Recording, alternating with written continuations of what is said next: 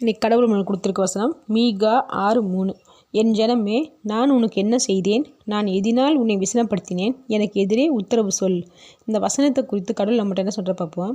தேவன் கேட்குறாரு, நான் உங்களுக்கு என்ன தீங்கு செய்தேன்னு. மோசே ஆரோனை கொண்டு உங்களை எகிப்து நாட்டு அடிமைத்தனத்திலிருந்து விடுவிச்சேன், ஆனாலும் என்னை குறை சொல்கிறீங்கன்னு சொல்கிறாரு. இங்கே தேவன் மனுஷர்களுக்கு செஞ்சதை தேவன் தான் ஞாபகப்படுத்துகிறாரே தவிர இஸ்ரவேலருக்கு அது ஞாபகமே இல்லை. தேவன் நம்ம கேட்டதை தந்தால் மட்டும்தான் கடவுள் நினைக்கிறோம், கொடுக்கலனா கடவுள் இல்லைன்னு நினைக்கிறோம். ஒரு விஷயத்தை தேவன் நமக்கு கொடுக்கலனா அது நமக்கு பொருத்தமாக இருக்காதுன்னு அர்த்தம். பொருத்தம் இல்லாததை வச்சு நம்மளால் சந்தோஷமாக வாழ முடியாது. நம்ம கஷ்டப்படக்கூடாதுன்னு தான் தேவன் நம்ம கேட்டதை பொருத்தம் இல்லாததை நம்மளுக்கு கொடுக்க மாட்டேங்கிறாரு.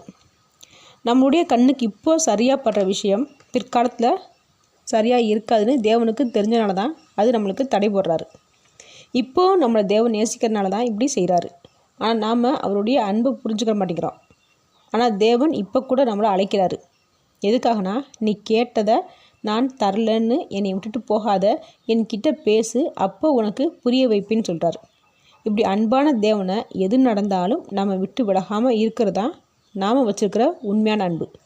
இப்படி நம்ம தேவனை புரிஞ்சு நடக்கும்போது நம்ம கேட்டதை விட அதிகமாகவே நமக்கு செய்வார். ஆமேன்.